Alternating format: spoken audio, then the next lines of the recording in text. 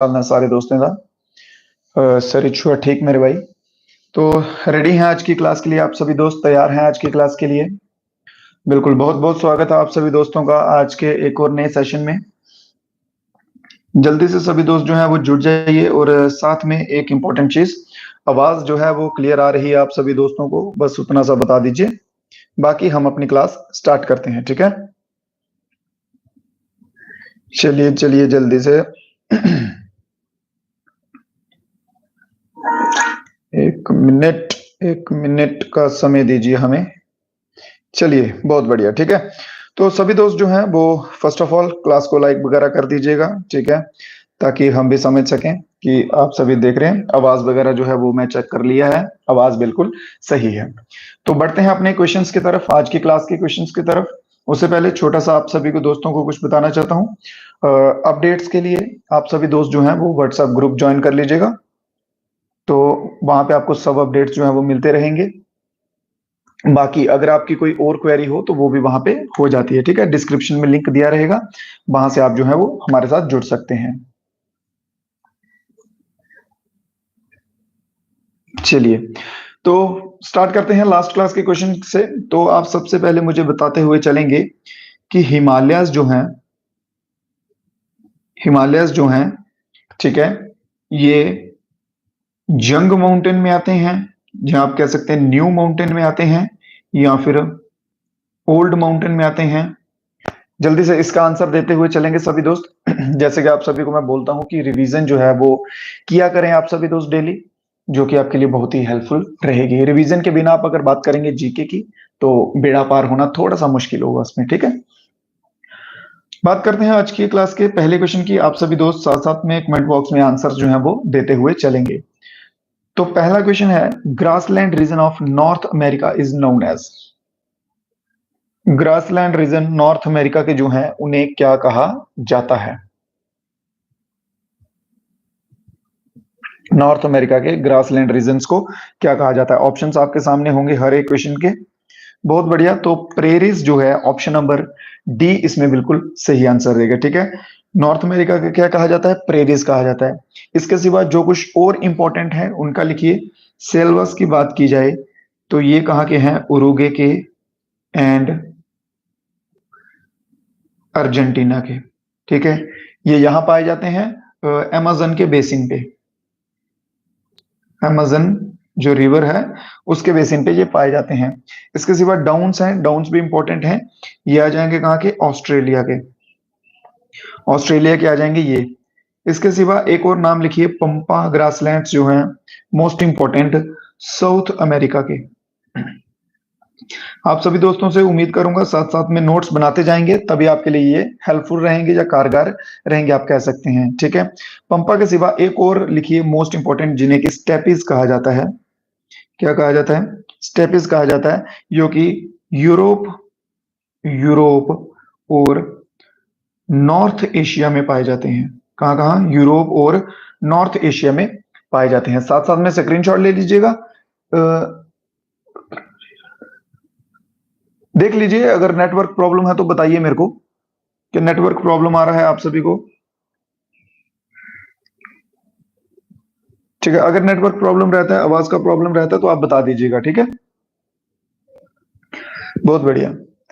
चलिए तो next question की तरफ बढ़ते हैं। The Similipal biosphere is located in which city, ठीक है, या स्टेट कह सकते हैं आप, ठीक है। सिम्लीपल बायोस्फीयर रिजर्व जो है वो कहां पर स्थित है? बहुत बढ़िया। मेघालय, मणिपुर, असम या फिर ओडिशा?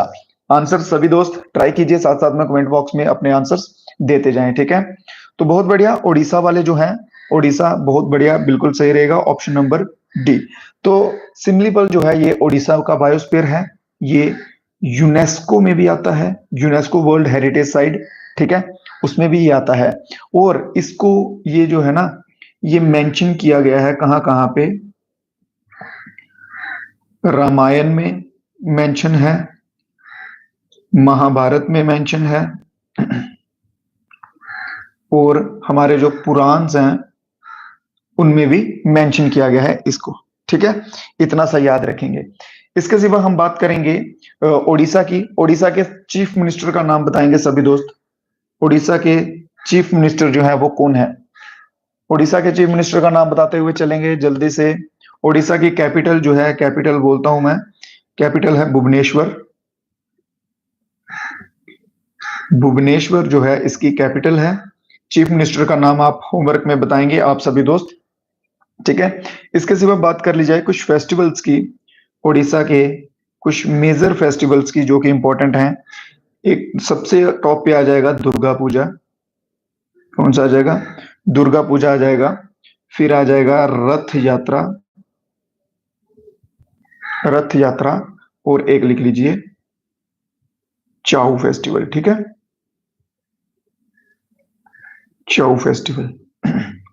अगर आप दोस्तों को ना कोई डाउट रह जाएगा, कोई क्वेश्चन में कोई क्वेश्चन समझ नहीं आएगा, किसी भी टाइप की अगर कोई क्वेरी रह जाएगी आपको, तो आप बता दीजिएगा कमेंट बॉक्स में। जहां आपके पास नंबर है, नंबर लिख लीजिएगा 8899522815, ये कॉन्टैक्ट नंबर है।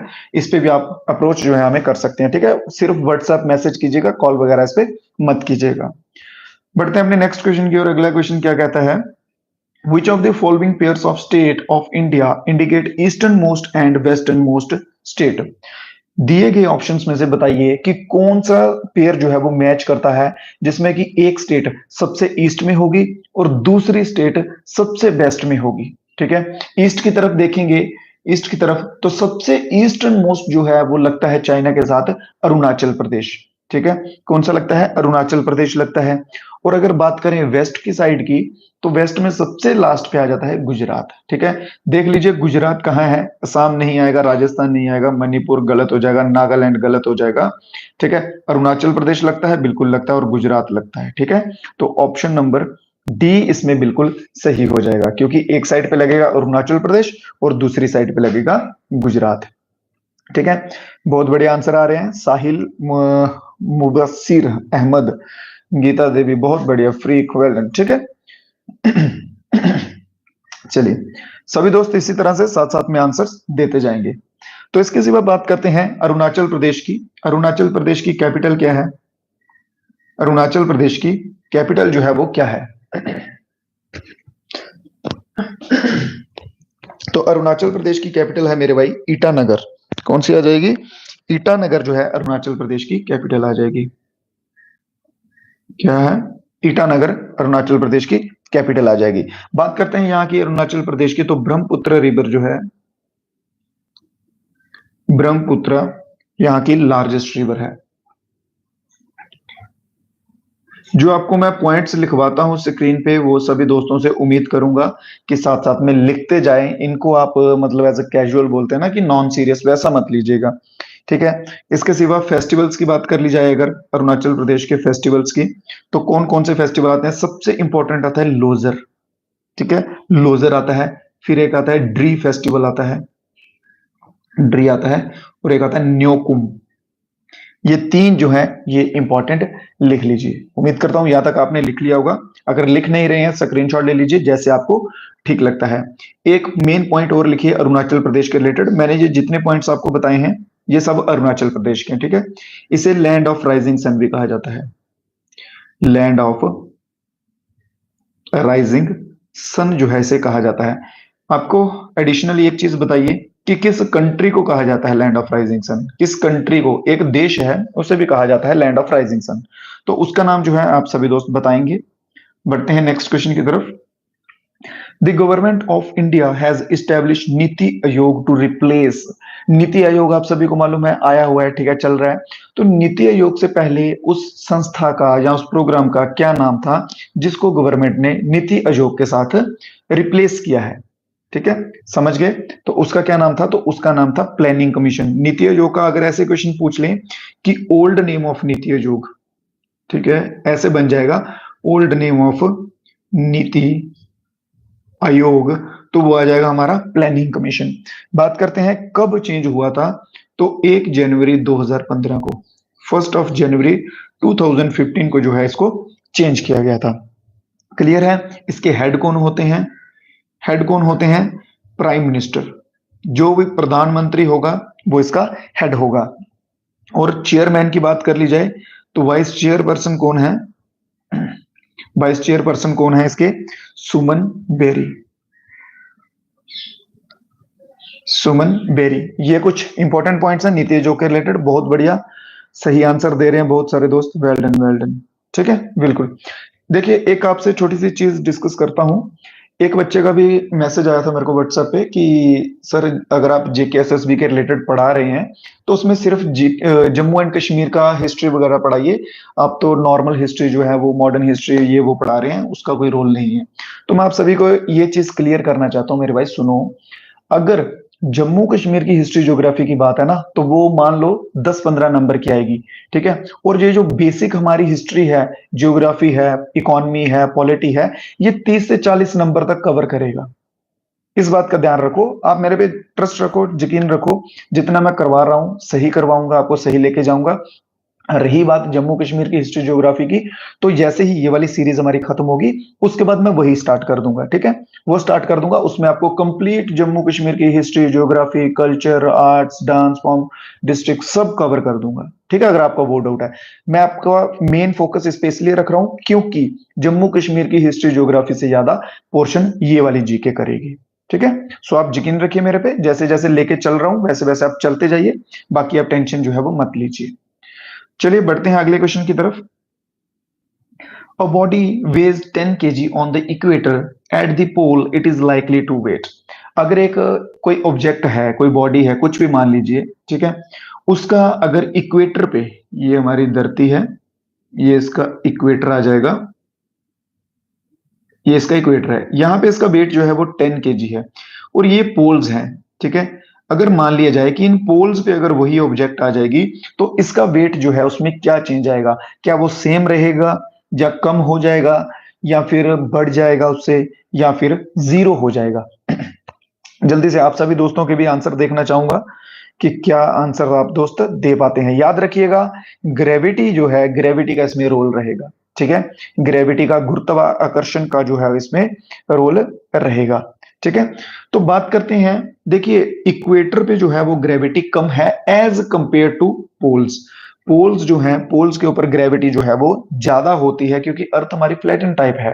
ठीक है, तो जैसे ही अगर हम इस ऑब्जेक्ट को पोल्स की तरफ लेके जाएंगे तो वेट जो है वो इंक्रीज होगा।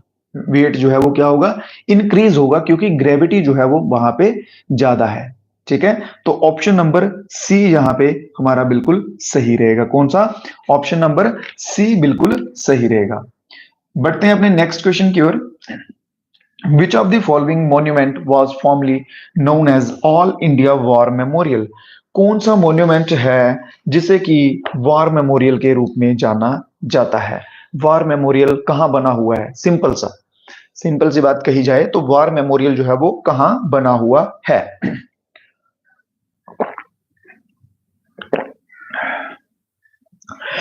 इंडिया में तो बना है, पूरा लिखिए। India gate, gateway of India, Char Minar, या फिर रेड फोर्ट, कहां पे बना हुआ है? ठीक है, तो वार मेमोरियल जो है मेरे भाई ये बना हुआ है इंडिया गेट में। देखो, मैं आप सभी दोस्तों से ना एक बात कहना चाहता हूं। अभी जो है ये क्वेश्चंस मैं आपको फर्स्ट टाइम करवा रहा हूं, तो इन क्वेश्चंस की मैं आपको बाद में रिवीजन भी करवाऊंगा। तो मैं उम्मीद करूंगा कि जो बच्चे जिनका अभी गलत हो रहा है क्वेश्चन, जब रिवीजन क्लास इनके चलेंगे, रिपीट चलेंगे, तब किसी बच्चे के क्वेश्चंस जो है वो गलत ना हो। अगर मान लीजिए कि अगर आपके तब भी क्वेश्चंस गलत होंगे तो आपको बहुत मेहनत की जरूरत है। अभी गलतियां हो रही हैं, कोई बात नहीं, चलेगा, क्योंकि अभी फर्स्ट फेज है, स्टार्ट किया है हमने। तो आप सीखिए, ठीक है, पढ़ते जाइए। जब रिवीजन करेंगे तब गलतियां रिपीट नहीं होनी चाहिए। तो option number A, India gate जो है न्यू दिल्ली में, बिल्कुल इसका सही आंसर रहेगा। गेटवे ऑफ इंडिया की बात करें तो गेटवे ऑफ इंडिया जो है मेरे भाई ये मुंबई में है। कहां पे है? तो ये मुंबई में है। यहां से वास्को डी गामा आए थे। ठीक है, तो इसे गेटवे ऑफ इंडिया कहा जाता है। इन दोनों में कंफ्यूज मत होइएगा कोई। ठीक है, इंडिया गेट दिल्ली में और गेटवे ऑफ इंडिया मुंबई में। अगले क्वेश्चन की तरफ चलते हैं।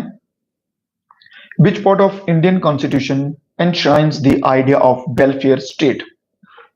हमारे कॉन्स्टिट्यूशन का, हमारे संविधान का वह कौन सा पार्ट है जो कि स्टेट के वेलफेयर पे काम करता है? बहुत ही बेसिक सा और बहुत ही इंपॉर्टेंट क्वेश्चन है ये। ठीक है, इसको ऐसे मजाक में मत लीजिएगा, बहुत ही इंपॉर्टेंट है। इसके ऊपर ना ऑलमोस्ट एग्जाम में क्वेश्चन बनेगा। तो जल्दी से बताएंगे सभी दोस्त, स्टेट वेलफेयर के लिए कौन सा दिया गया ऑप्शन जो है हमारे कॉन्स्टिट्यूशन में काम करता है? प्रियम्बल, फंडामेंटल राइट्स, डीपीएसपी या फिर फंडामेंटल ड्यूटीज। तो जैसे कि मैं देख पा रहा हूं, बहुत बढ़िया फैजान, साक्षी, विशाल, वेल्डन वेल्डन, बहुत बढ़िया, गौरव, गीता, वानी, ठीक। देखिए हाँ, कुछ गलत भी है बीच में, कोई बात नहीं, ठीक है। तो ऑप्शन नंबर सी इसमें सही रहेगा, जिसे हम क्या कहते हैं? डीपीएसपी। क्या कहते हैं? डीपीएसपी कहते हैं, ठीक है। Directive principles of state policy, जो कि आते हैं पार्ट 4 में। पार्ट लिख लीजिए, पार्ट 4 में आते हैं ये डीपीएसपी, ठीक है। इसके सिवा आर्टिकल की बात की जाए, आर्टिकल की बात की जाए तो एक बच्चे ने ऊपर बताया भी, आई थिंक फैजान ने बताया शायद, ठीक है।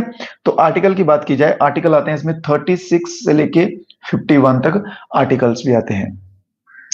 डीपीएसपी एकमात्र ऐसी चीज है जो कि स्टेट के वेलफेयर के लिए काम करती है। जहां भी आपको स्टेट वेलफेयर की बात आ जाए तो डीपीएसपी के साथ आप आंख बंद करके जा सकते हैं। तो ऑप्शन कौन सा सही रहेगा इसमें? ऑप्शन रहेगा ऑप्शन नंबर सी, बिल्कुल सही रहेगा।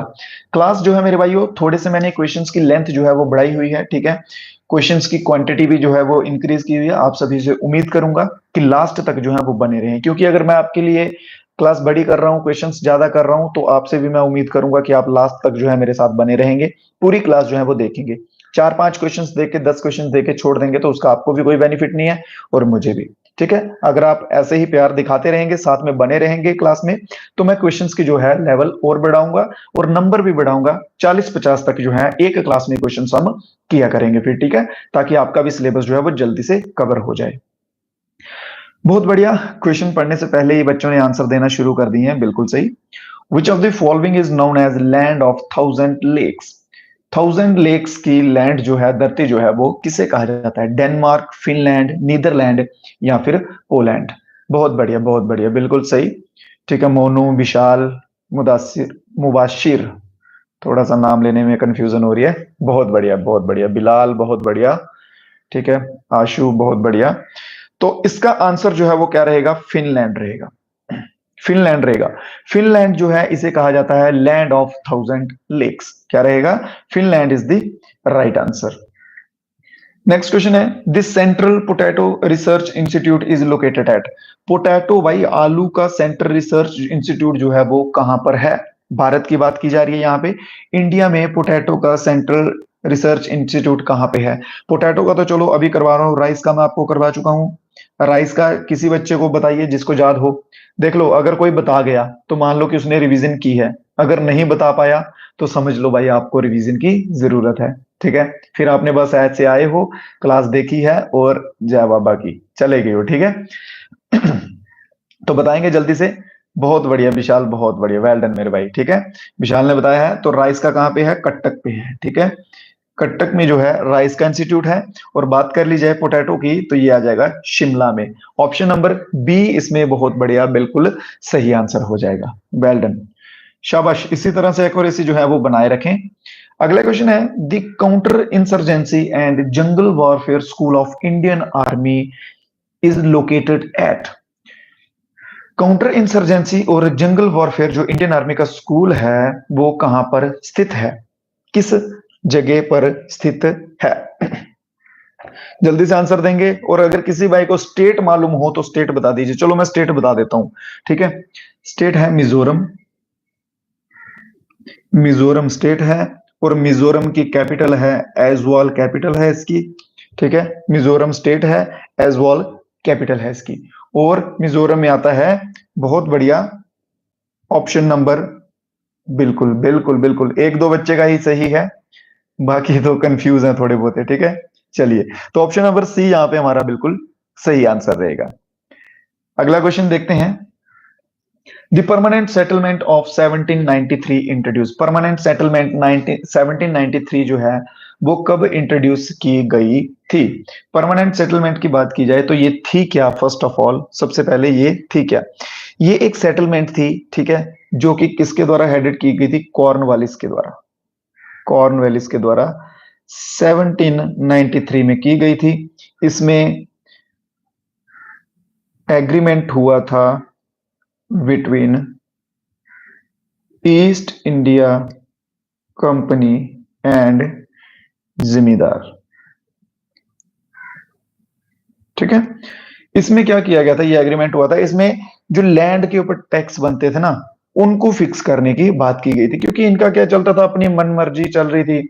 जैसे प्राइवेटाइजेशन में होता ना कि ठीक है, चीजें तो बेहतर मिलती हैं, सर्विस तो मिलती है, बट वो अपनी मर्जी से कुछ भी करते हैं। जैसे अभी आप रिचार्ज की एग्जांपल ले लो, ठीक है, एयरटेल है, जियो है, वो रिचार्ज जो है अपनी मर्जी से बढ़ा रहे हैं, कोई कुछ नहीं कर सकता। क्या आप कुछ कर सकते हो उन्होंने रिचार्ज का प्राइस बढ़ा दिया? नहीं।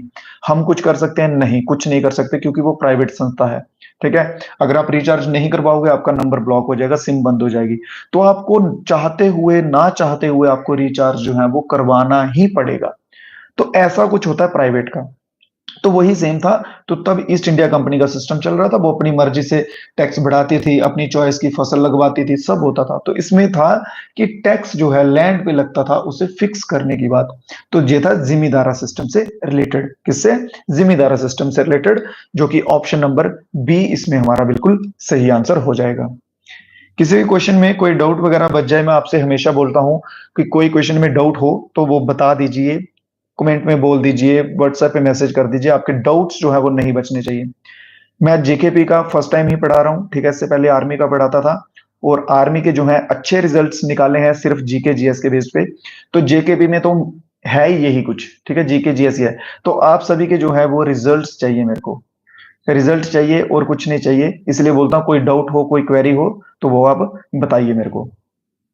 अगला क्वेश्चन है, 2020 के समर ओलंपिक्स जो है वो कहां पर हुए थे? 2020 के समर ओलंपिक्स कहां हुए थे? इसके सिवा बात कर लेंगे 2024 की, 2026 की, 2028 की, 2030 की। ठीक है। ये 2020 वाले जो थे ये समर थे, समर ओलंपिक्स थे। ओलंपिक्स जो है वो 4-4 साल के बाद होते हैं। ठीक है। समर ओलंपिक मान लो 2020 में हुआ, अगला समर ओलंपिक 2024 में होगा। जो 2022 में हुए वो विंटर ओलंपिक्स थे, अगले विंटर ओलंपिक्स कब होंगे? 2026 में होंगे। 4 साल का गैप रहता है इनमें। ठीक है। तो समर ओलंपिक बिल्कुल सही आंसर आ रहा है, ऑप्शन नंबर बी, टोक्यो में जो है वो हुए थे। बहुत ही बढ़िया, बिल्कुल सही आंसर है इसका। अब आगे की बात सुनिए, 2024 के कहां हो रहे हैं, जल्दी से कोई बच्चा बताएगा? 2024 जो अभी है वो कहां हो रहे? 2024 के समर ओलंपिक्स यूएसए में हो रहे हैं क्या? फ्रांस में हो रहे हैं, पेरिस में। ठीक है, पेरिस फ्रांस, पेरिस फ्रांस में जो है 2024 के हो रहे हैं। 2026 की बात की जाए तो इटली में होंगे, या फिर आप कहते हैं इटली, इटली में होंगे। 2028 के यूएसए में होंगे, और 2030 के जो हैं वो फिर से फ्रांस ही होस्ट करेगा। ठीक है, फिर से फ्रांस होस्ट करेगा। ये क्वेश्चंस जो है ये बनेंगे, ध्यान रखना। ये क्वेश्चंस बनेंगे, ध्यान रखना, इन चीजों को हल्के में मत लेना। ठीक है। तो चलिए बढ़ते हैं अगले क्वेश्चन की तरफ। With which sports Saikhom Mirabai Chanu is associated? Mirabai Chanu जो है वो किस खेल से संबंधित है? सभी दोस्तों को इसका मालूम होना चाहिए। मोस्ट फेमस पर्सनालिटी रह चुके हैं। मीराबाई चन्हू जो है ये weight lifting, option number D वाले भाई बिल्कुल सही आंसर हो जाएगा। वेट लिफ्टिंग से संबंधित है मीराबाई चन्हू। ये फर्स्ट बनी थी, लिखिए, won India's first gold medal in Commonwealth game.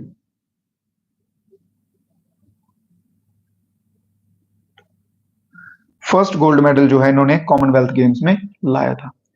Clear? ये जो पॉइंट्स लिखवाता हूं ये आपके लिए लिखवाता हूं ताकि आपको इजी हो जाए, अगर आप नोट्स वगैरह बनाते हैं तो उसमें आप इजीली जो है वो टू द पॉइंट चीजें लिख सकें। अगला क्वेश्चन है, who captain the Indian team during women cricket world cup? ठीक है, वीमेन क्रिकेट वर्ल्ड कप की बात की जा रही है। T20 में अलग होते हैं, ठीक है, याद रखना। T20 में चेंज कर लेते हैं, वर्ल्ड कप में चेंज रहता है। ठीक है, तो वर्ल्ड कप की बात की जा रही है जो अभी हुआ है, उसमें कौन रहे हैं? मिथाली राज। कौन रहा है? मिथाली राज। अगर T20 की बात करें तो T20 में मोस्टली जो है वो हरमनप्रीत कौर रहते हैं। ठीक है, अगर पूछ लेते हैं कि T20 में जो है वो कौन है, तो मोस्टली आप कह सकते हैं हरमनप्रीत कौर के साथ जा सकते हैं। बट वर्ल्ड कप की बात है तो मिथाली राज आपका आंसर बिल्कुल सही हो जाएगा। अगले क्वेश्चन पे चलते हैं। Kailash Satyarthi who was awarded the Nobel peace prize in 2014। Kailash Satyarthi एक व्यक्ति हैं जिन्हें की नोबेल पीस प्राइज जो है वो मिला था 2014 में। वो किस फील्ड में मिला था? वो किस फील्ड में मिला था?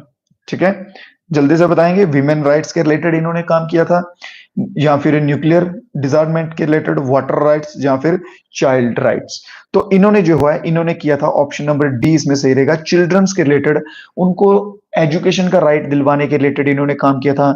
जो बच्चों के खिलाफ एक्सप्लॉयटेशन होती है उनके खिलाफ जो है इन्होंने काम किया था। किसने? कैलाश सत्यार्थी ने। तो ऑप्शन नंबर डी इसमें मेरे भाई बिल्कुल सही आंसर हो जाएगा। कौन सा? Option number D. अगला क्वेश्चन देखते हैं। सभी दोस्त जो है वो लास्ट में अपना स्कोर भी बताइएगा ऑन एन एवरेज अपने हिसाब से कि किस तरह की एवरेज जो है आपकी चल रही है, कैसा आपका स्कोर चल रहा है। The national institute of mental health and neuro science कहां पर लोकेटेड है? मेंटल हेल्थ और न्यूरो साइंस का नेशनल इंस्टीट्यूट कहां पर स्थित है? ठीक है, नेशनल जब मेंशन हो जाता है तो हमारे इंडिया की बात हो रही होती है, वर्ल्ड मेंशन होगा तो कंट्रीज, बाकी कंट्रीज की भी बात बीच में हो जाएगी। बढ़िया, बीच में आंसर्स आ रहे हैं। मोनू, बिलाल, कोलकाता, चेन्नई। सही आंसर नहीं आया। जुबेर अहमद का सही आंसर आ चुका है, बिल्कुल सही। ठीक है, बेंगलुरु। ठीक है, तो ऑप्शन नंबर बी बेंगलुरु जो है बिल्कुल सही आंसर रहेगा। बेंगलुरु में जो है ये मेंटल हेल्थ और न्यूरो साइंस लोकेटेड है, इसका संस्थान। तो ऑप्शन नंबर बी इस क्वेश्चन का सही आंसर रहेगा। अगला क्वेश्चन है, the first recorded case of Covid 19। Covid 19 जो हुआ था उसका पहला केस जो है वो कौन से शहर में आया था? देखिए यहाँ पे इन्होंने सारे ही चाइना की लिस्ट लगा दी है। चाइना में आपको पता है चाइना से स्टार्ट हुआ था कोविड 19, तो वुहान वहां का जो शहर है ऑप्शन नंबर ए में दिया हुआ, यहां से जो है वो फर्स्ट केस स्टार्ट हुआ था।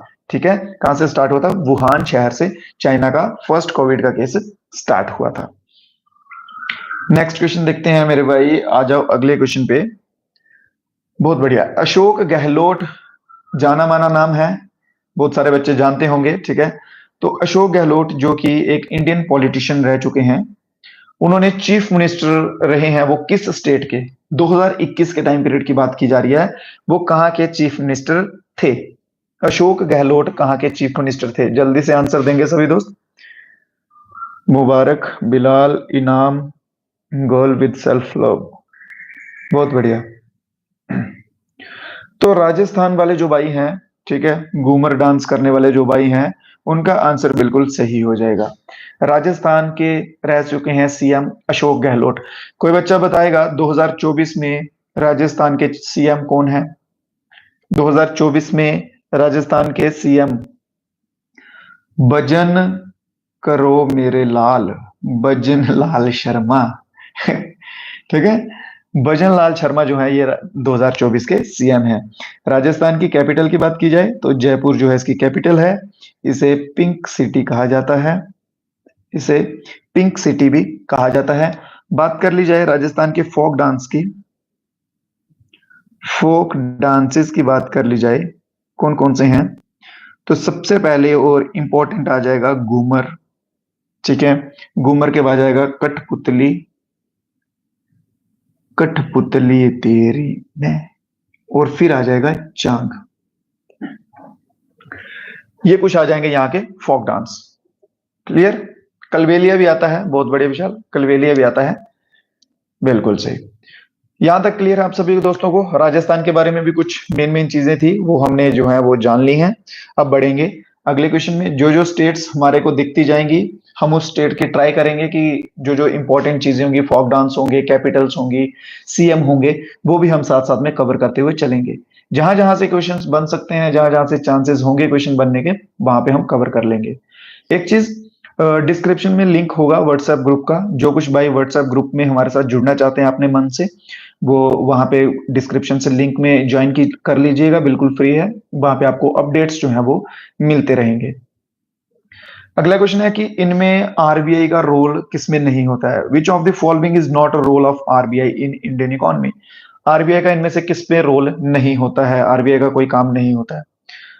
आंसर्स आ रहे हैं, मोस्टली बच्चे जा रहे हैं ऑप्शन नंबर बिल्कुल सही के साथ जा रहे हैं भाई, बहुत बढ़िया, सही सही सही जा रहे हैं। उसमें रोल रहता है निर्मला जी का। किसका रोल रहता है? निर्मला जी का, निर्मला जी जो कि फाइनेंस मिनिस्टर हैं। निर्मला जी से पहले जो है फाइनेंस मिनिस्टर कौन थे? तो अरुण जेटली जो हैं ये फाइनेंस मिनिस्टर थे। तो अभी निर्मला जी हैं। तो डिक्लेरेशन ऑफ बजट जो है ये आरबीआई के अंडर नहीं आता है, ये किसके अंडर आता है? फाइनेंस मिनिस्ट्री के अंडर आता है। बात की गई है इस क्वेश्चन में आरबीआई की, तो चलिए आरबीआई को थोड़ा सा देख लेते हैं। फर्स्ट ऑफ ऑल बात करेंगे कि आरबीआई का हेडक्वार्टर जो है वो कहाँ पे है। तो आरबीआई का हेडक्वार्टर है मुंबई में। दूसरा नंबर बात करेंगे आरबीआई के फाउंडर की। तो आरबीआई के फाउंडर का नाम है सर ऑसबॉर्न स्मिथ। ठीक है, क्या नाम रहेगा? Sir Osborne Smith. ये आरबीआई के फाउंडर का नाम है।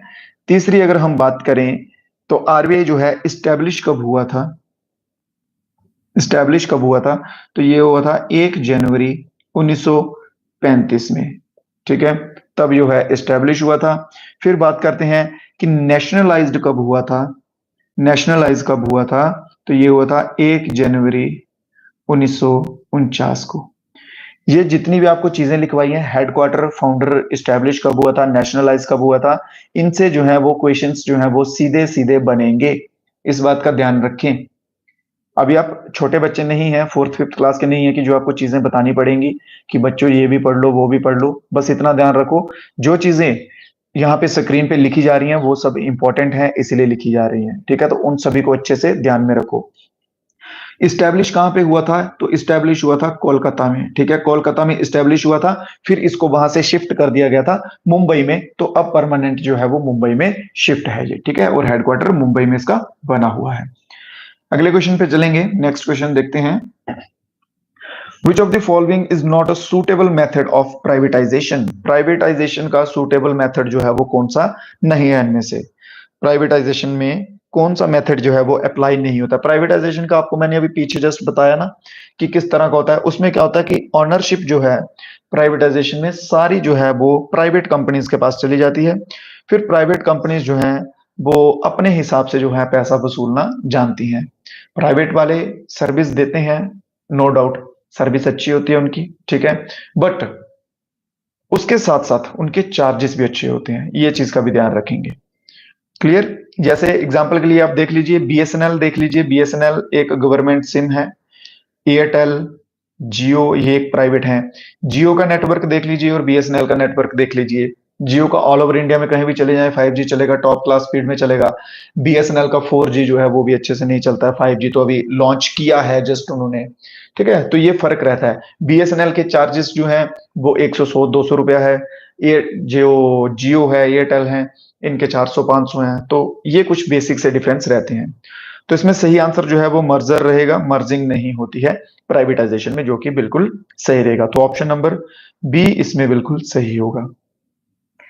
नेक्स्ट क्वेश्चन है, who is the biggest share holder of European bank for reconstruction and development?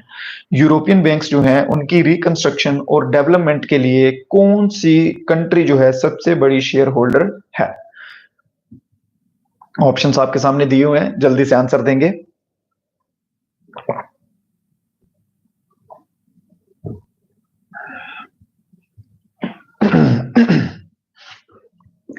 बिल्कुल, तो यूएसए जो है, United states of America, option number D इसमें सही रहेगा। देखिए, जैसे हम अपने एशिया की बात करें ना, तो जहां भी चाइना को लगता है कि हाँ इनके ऊपर मैं घुस सकता हूँ, इनको थोड़ा सा लोन देके या इनकी थोड़ी सी पैसे से मदद करके इनको अपने अंडर ले सकता हूँ, तो वो चाइना एकदम से बिना सोचे समझे वहां पे पैसे लगा देता है। वैसे ही आप अमेरिका की साइड चले जाएंगे तो वहां पे भी यही सिस्टम है। ठीक है, वहां पे अमेरिका ये वाला काम करता है। जैसे पाकिस्तान को थोड़ा सा लोन चाहिए होता है, पैसे चाहिए होते हैं, चाइना दे देता है, और कोई दे ना दे चाइना दे देता है। फिर चाइना उससे काम भी लेता है। जैसे वन बेल्ट रोड जो है इनिशिएटिव चल रहा था पाकिस्तान से, पीओके में से रोड निकल रहा था, वो चाइना ने वहां से ले लिया।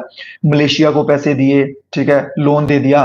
फिर मलेशिया को जो है वो अपनी करेंसी जो है उसको इंटरनेशनल के रूप में वहां से भुगतान ले रहा है। तो इस तरह की चीजें जो है ये चलती रहती हैं। तो ऑप्शन नंबर डी इसमें सही रहेगा। अगला क्वेश्चन देखते हैं, what is the genetic material present in SARS COVID 2? ठीक है। सार्स कोव 2 वायरस जो था उसमें आरएनए था, सिंपल आरएनए था, डीएनए नहीं था उसमें, ठीक है। आरएनए की बात की जाए तो आरएनए क्या होता है, ये राइबो न्यूक्लिक एसिड होता है, बस इतना से याद रखें, राइबो न्यूक्लिक एसिड होता है। ये क्या करता है, ये जेनेटिक इन्फेक्शन जो है वो कैरी करता है और प्रोटीन्स भी बनाता है उसमें, ठीक है। प्रोटीन्स बनाएगा और साथ में जेनेटिक इन्फेक्शन जो होंगी उनको भी साथ साथ में लेके चलेगा। अगला क्वेश्चन क्या कहता है, which of the following language is a schedule language as per the 8th schedule of the Indian constitution. दिए गए ऑप्शंस में से 8th नंबर का जो हमारा शेड्यूल है कॉन्स्टिट्यूशन का, उसमें सभी लैंग्वेज जो है वो आती हैं। कितनी लैंग्वेजेस हैं, 22 लैंग्वेज है, 22 लैंग्वेज हैं, ठीक है। और उसमें याद रखो हमारी डोगरी और कश्मीरी जो है वो भी आती है, ठीक है।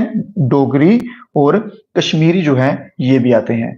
तो वही पूछा गया है कि 8th शेड्यूल में बात की गई है कौन सी इनमें से है। चाइनीज तो नहीं होगी, ठीक है, इंग्लिश भी नहीं होगी क्योंकि ये ऑफिशियल लैंग्वेज इंडिया की बात की गई है। तो राजस्थानी जो है ये नहीं है। तो तमिल जो है, तमिल बिल्कुल सही आंसर हो जाएगा। और तमिल याद रखिए, तमिल सबसे पहली क्लासिकल लैंग्वेज को अडॉप्ट किया गया था। तमिल के बाद दूसरे नंबर पे कौन सी की गई थी, तो तमिल के बाद दूसरे नंबर पे संस्कृत जो है उसको डाला गया था, ठीक है। मुबारक ਹੁਣ ਸਾਡੀ डोगरी भी है ਇਹਦੇ ਵਿੱਚ। क्लियर। अगले क्वेश्चन की तरफ बढ़ेंगे। Who attend the Congress of oppressed nationalities at Brussels. Simple सा है ये, इसके आने के चांसेस नहीं है। ब्रुसेल में 1927 में जो है वो मीटिंग हुई थी ओप्रेस्ड के रिलेटेड, जो कि ब्रिटिशर्स जो है उस टाइम पे बहुत दबाव डाल रहे थे। तो पंडित जवाहरलाल नेहरू जो है 1923 में, ठीक है, वो जनरल बने थे। तो उनको आईएनसी के बने थे, इंडियन नेशनल कांग्रेस के, ठीक है। तो फिर उन्होंने बेल्जियम में जो है, बेल्जियम में मीटिंग कंडक्ट की थी, जिसमें उन्होंने इस सब के बारे में चर्चाएं की थी कि हमें भाई इन सब से ऐसे ऐसे अत्याचार हो रहे हैं, इन सब से परे किया जाए। क्लियर। तो Pandit Jawaharlal Nehru option number D में मेंशन किए गए हैं। नेक्स्ट क्वेश्चन है, where is the headquarter of United Nation environment programme. United Nation environment programme का हेडक्वार्टर जो है वो कहां पर स्थित है। यूनाइटेड नेशन इन्वायरमेंट प्रोग्राम का हेडक्वार्टर कहां पर लोकेटेड है। यूएन के जितने भी हेडक्वार्टर्स हैं इन सभी के मैंने आपको 2-3 दिन पहले क्लास हुई थी उसमें लिखवाए थे। यूनाइटेड नेशन का, डब्ल्यूटीओ का, ठीक है, फिर और भी जितने भी थे, उम्मीद करूंगा कि आप सभी ने लिखे होंगे, उनको ऐसे मजाक में ना लिया हो आपने, ठीक है। तो बिल्कुल सही आंसर क्या रहेगा इसका, केनिया, केनिया नायरोबी, ठीक है। तो ऑप्शन नंबर डी जो है बिल्कुल सही आंसर रहेगा। हाँ, सभी बच्चे सी पे जा रहे हैं भाई। ओस्लो, ओस्लो का एक विशाल का सही आंसर है, बहुत बढ़िया। और जुबेर का भी है, बिल्कुल, ठीक है। गेमिंग विद, हाँ गेमिंग का भी है भाई, चलो बहुत बढ़िया। अगला क्वेश्चन फिर से यूनाइटेड नेशन से है, सेक्रेटरीट के ऊपर पूछा गया है कि यूनाइटेड नेशन सेक्रेटरीट का हेडक्वार्टर जो है वो कहां पे आ जाएगा। यूनाइटेड नेशन सेक्रेटरीट का हेडक्वार्टर जो है वो कहां पे आ जाएगा, तो न्यूयॉर्क वाले बच्चे बिल्कुल सही आंसर हो जाएगा। ऑप्शन नंबर डी इसमें सही होता हुआ चलेगा। अगला क्वेश्चन है, in which year was the French East India company founded. ऐसा नहीं है कि खाली ब्रिटिश ईस्ट इंडिया कंपनी है, फ्रेंच वाले भी आए थे, पुर्तगीज भी आए थे, ठीक है। ट्राई सभी ने किया है इंडिया को लूटने का, ऐसा नहीं है कि खाली ब्रिटिशर्स ने किया है। बट बात यह है कि सिक्का ब्रिटिशर्स का चल गया था, ठीक है। तो बात कर रहे हैं फ्रेंच ईस्ट इंडिया कंपनी की, तो 64 बिल्कुल सही आंसर रहेगा, 1664। कब, 1664 जो है वो बिल्कुल सही आंसर रहेगा। 1 सितंबर, आगे पूरी डेट लिख लो, 1 सितंबर 1664 में जो है फ्रेंच ईस्ट इंडिया कंपनी जो है ये इस्टेब्लिश की गई थी। उम्मीद कर रहा हूं कि दोस्तों आपको क्वेश्चंस जो है वो समझ आ रहे होंगे। बाकी आप सिलेबस की टेंशन मत कीजिए, जैसे मैंने आपको बोला है सब कवर हो जाएगा। बस आप क्या किया करें कि मैं क्लास में क्वेश्चंस जो है वो नंबर बढ़ा रहा हूं उनका, 30-40, 40 से 50 करूंगा। बस उसके बदले में मुझे इतना सा चाहिए कि आप सभी दोस्त जो देख रहे हैं वो मेरे साथ लास्ट तक बना रहे करें, ठीक है, लाइव में जुड़े रहेंगे तो मैं डेफिनेटली जो है वो क्वेश्चंस का नंबर बढ़ाऊंगा, ताकि आपका सिलेबस जो है वो जल्दी से खत्म हो सके और आप अच्छा स्कोर कर सकें रिविजन करके, ठीक है। तो बात करते हैं नेक्स्ट क्वेश्चन की, अमरकंटक से कौन सी नदी जो है दिए गए ऑप्शंस में से निकलती है। अमरकंटक से कौन सी नदी निकलती है, ये इंपॉर्टेंट हो जाएगा। चलिए इसको थोड़ा सा डिस्कस कर लेंगे। अमरकंटक लिख लेते हैं। अमरकंटक, ठीक है। अमरकंटक से सबसे पहले और मेन लिख लीजिए नर्मदा, सोन, महानदी, ठीक है, और एक जोहिला लिख लीजिए। ये मेन रिवर्स हैं जो अमरकंटक से निकलती हैं, ओरिजिनेट होती हैं। अमरकंटक कहाँ है? तो अमरकंटक है मध्य प्रदेश में, ठीक है। कहां पर आ जाएगा अमरकंटक? मध्य प्रदेश में आ जाएगा। बात कर ली जाए नर्मदा की, तो नर्मदा जो है लार्जेस्ट वेस्ट फ्लोइंग रिवर है, लार्जेस्ट वेस्ट फ्लोइंग रिवर है जो कि वेस्ट की तरफ बहती है, ठीक है, नर्मदा रिवर। और इंडिया की फिफ्थ लार्जेस्ट है, भारत की 5वें नंबर की सबसे बड़ी रिवर है ये, ठीक है। बात करें इंडियन पेनिसुला की, तो गोदावरी उसमें सबसे बड़ी रहेगी, कृष्णा दूसरे नंबर पे रहेगी इंडियन पेनिसुला के रिवर केस में, ठीक है। फिर बात करते हैं नर्मदा की एक और पॉइंट की। तो नर्मदा जो है, जैसे लास्ट डे मैंने आपको बताया था लूनी के रिलेटेड, लूनी रिवर के ऊपर क्वेश्चन था कि लूनी रिवर जो है वो कहाँ गिरती है, ठीक है। तो गल्फ ऑफ खंबात में नहीं गिरती थी वो, ठीक है, ऐसा कुछ क्वेश्चन बताया था, ठीक है, लूनी रिवर का। तो बात करते हैं नर्मदा की, तो नर्मदा कहाँ गिरती है? गल्फ ऑफ खंबात में गिरती है, ठीक है, या आप कह सकते हैं अरेबियन सी में, गल्फ ऑफ खंबात या फिर अरेबियन सी आप कह सकते हैं, यहां पे जो है ये गिरती है। क्लियर है?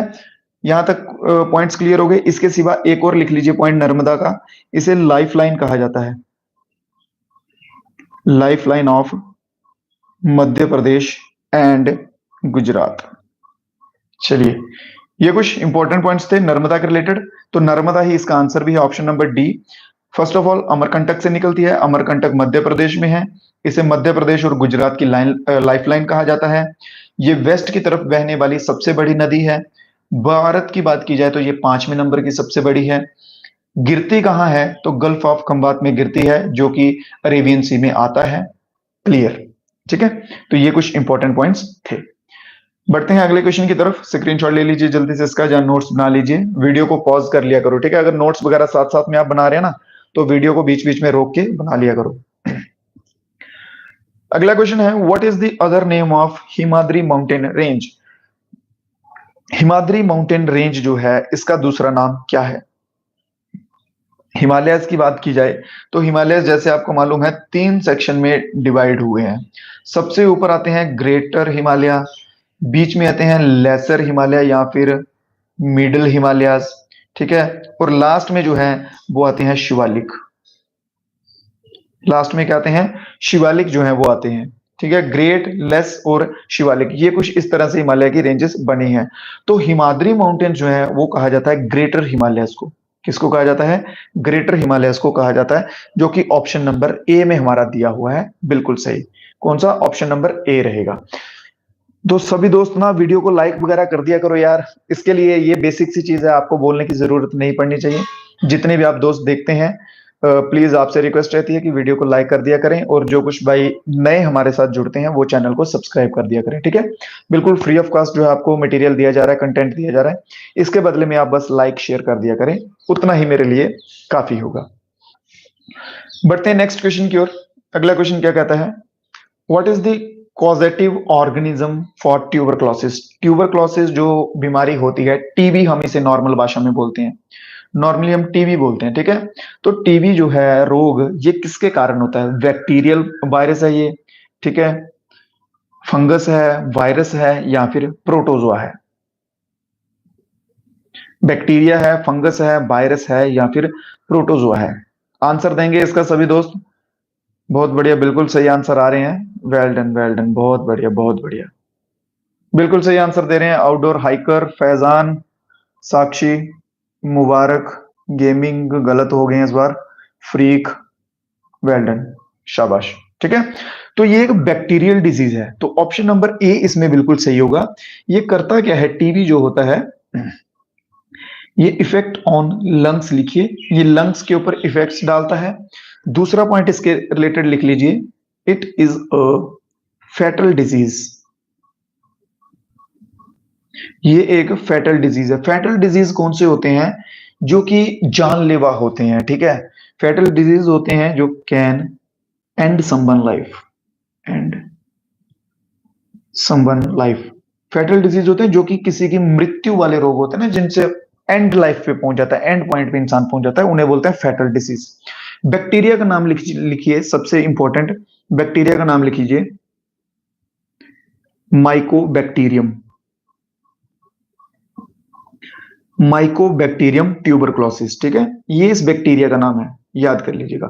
यहाँ पे जिन एग्जाम्स में साइंस की ज्यादा अहमियत रहेगी ना, साइंस आती है, वहां पे आपको ये नाम भी पूछ सकते हैं, नाम रहेगा। वैसे आप आपकी नॉलेज के लिए माइकोबैक्टीरियम जो है इसका नाम याद करके आप सभी दोस्त रखेंगे। ठीक है, तो जल्दी से अब सभी दोस्त, सभी मेरे भाई एक बार कमेंट बॉक्स में बता देंगे कि आपको क्लास जो है वो आज का कैसा लगा है।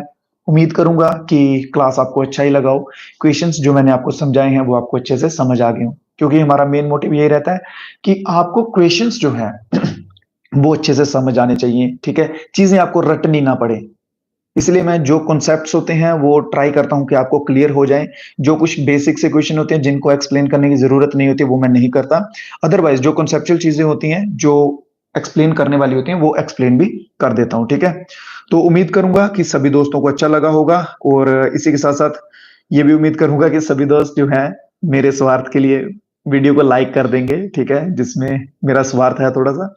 और जो कुछ नए भाई जुड़े हैं हमारे साथ, जो आगे भी हमारी क्लासेस चाहते हैं, ठीक है, वो चैनल को सब्सक्राइब कर दीजिएगा, और व्हाट्सएप का ग्रुप जो है वो डिस्क्रिप्शन में लिंक दिया रहेगा। ठीक है, तो मजा आ गया सभी दोस्तों को, बहुत बढ़िया बहुत बढ़िया, मोस्ट वेलकम सभी दोस्तों का। थैंक यू सर, अच्छी थी, ग्रेट, नाइस, फाइन, मजा आया, थैंक यू, पढ़ाओ सर, मजा आएगा, बहुत बढ़िया। चलो ठीक है, इसी तरह का रिस्पॉन्स जो है आप सभी दोस्तों से हमेशा चाहिए मुझे क्लास में।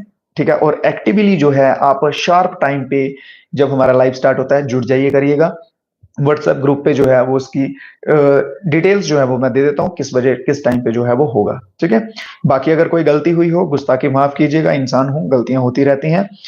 और कोई क्वेरीज वगैरह आपकी हो, कोई अगर प्रॉब्लम हो, कोई क्वेरी हो, तो आप कमेंट बॉक्स में बता सकते हैं। ठीक है, बाकी थोड़ा प्यार दिखाइएगा अपने भाई के प्रति, वीडियो को लाइक और अपने दोस्तों के साथ भी इसे शेयर किया करें। ठीक है, चलिए, बहुत बहुत शुक्रिया आप सभी दोस्तों का लास्ट तक बने रहने के लिए। इसी तरह का विश्वास बनाए रखिएगा मेरे साथ, अंत तक आपको सफलता तक लेके चलेंगे।